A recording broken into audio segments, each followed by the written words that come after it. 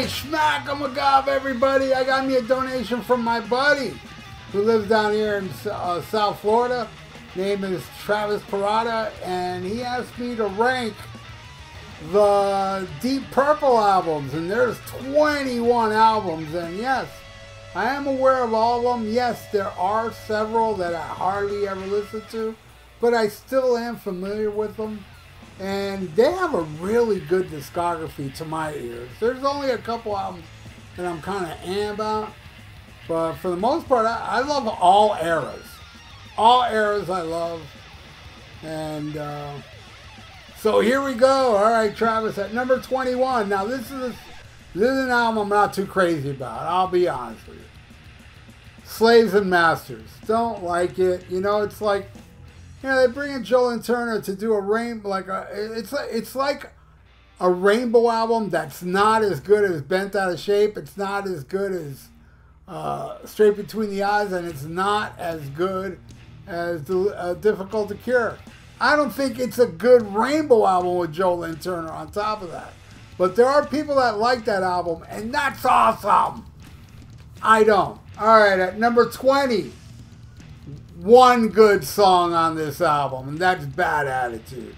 House of Blue Light was a major disappointment from the awesome reunion Deep Purple Perfect Strangers album to that album was like, oh, I didn't like it. Black and White was okay. Dead or Alive, there's a couple okay songs. Bad Attitude rules. That song is awesome. And it was a smart first single, because I'm telling you, man, that's a damn great song.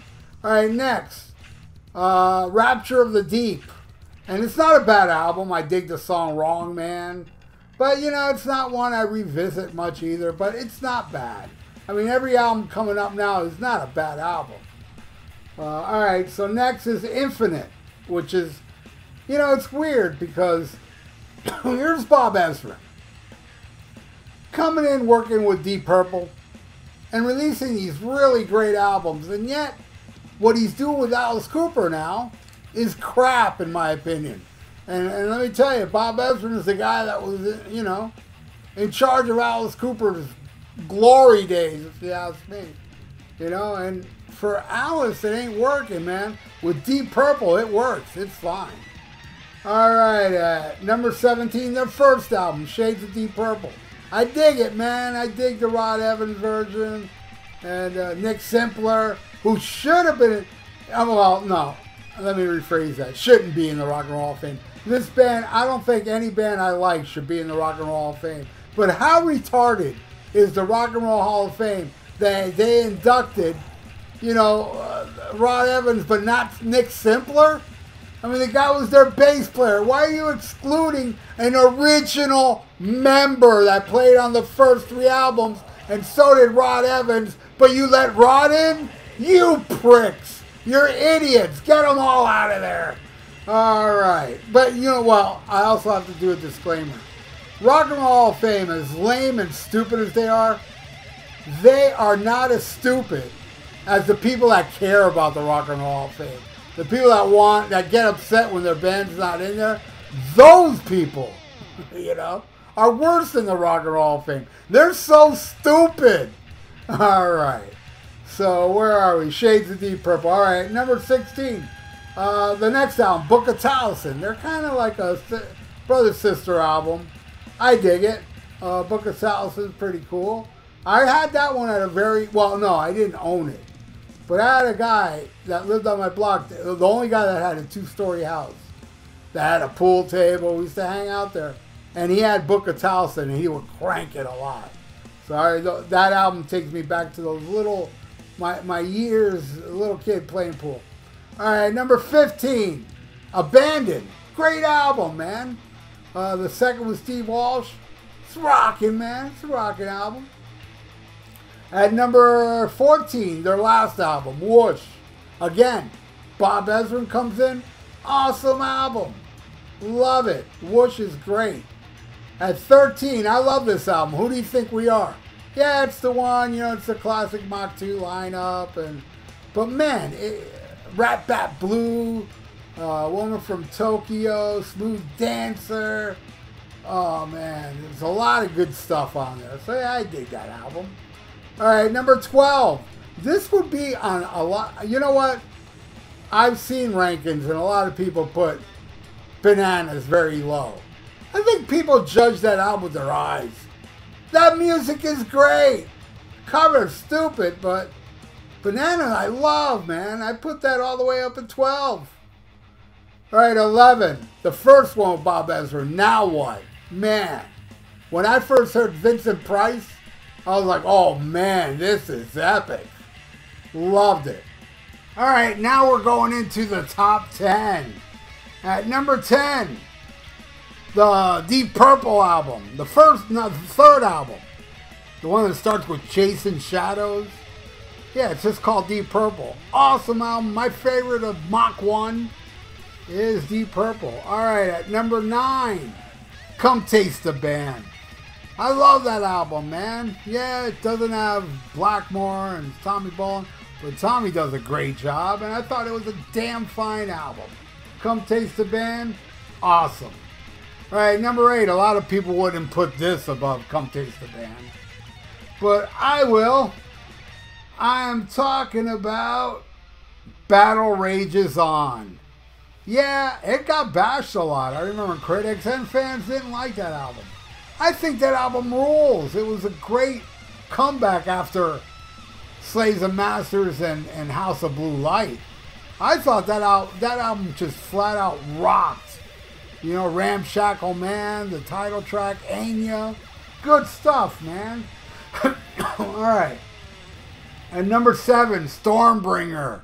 Yeah, man. Kick-ass album. Angel of Fortune. The title track. Love me some Stormbringer. And number 6, Fireball. Classic Deep Purple album. Love it. I owned that on vinyl as a little kid.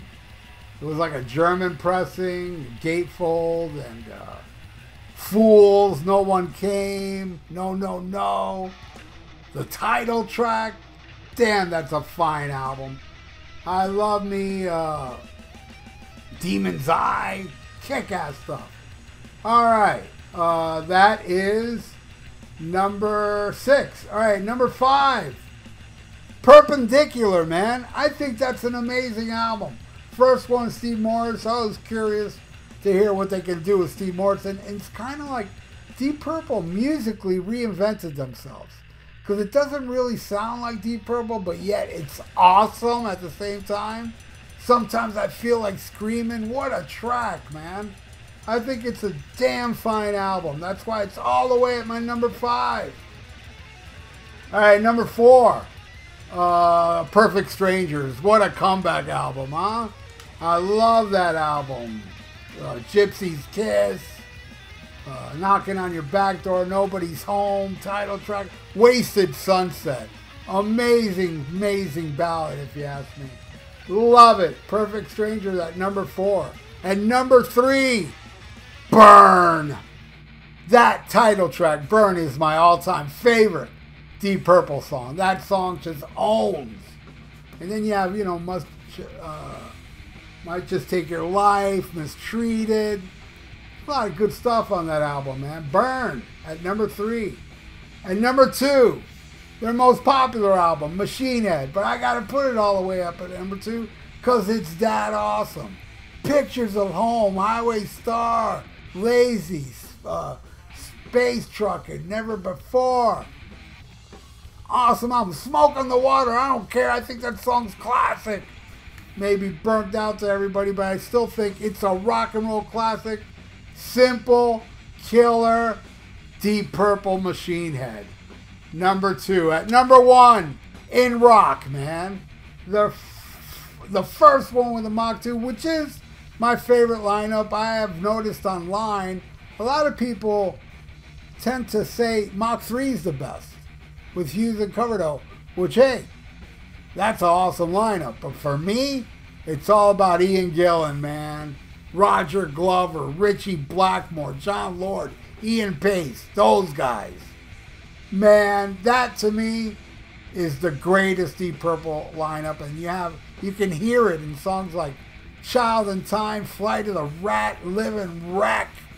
Come on, Bloodsucker, Heart Loving Man.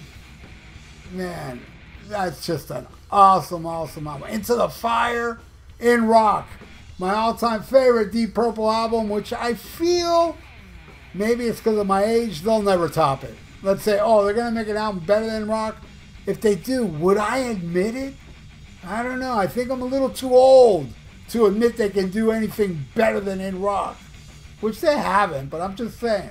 Anyway, thank you again, Travis. I hope you liked my ranking, and everybody out there, thank you for watching. And please, if you're not subscribed to my channel, please do so and click that little notification bell. And hey, give me your top Deep Purple albums. I love hearing, different opinions, because a lot of people don't have my opinions because I'm whacked out, man. I'm fucking crazy. That's why I think differently than you, because you're not crazy. And I don't like that. Cure the sane. Cure the sane. Everybody needs to be crazy. Come on. And, hey, and if you are subscribed to me, make sure you're still subscribed, because people have been complaining, saying they're getting unsubscribed for no reason. I think that totally sucks. And, oh, and like the video. It's good for the YouTube algorithms. So stay frosty. Listen to Black Sabbath and smack 'em a gob.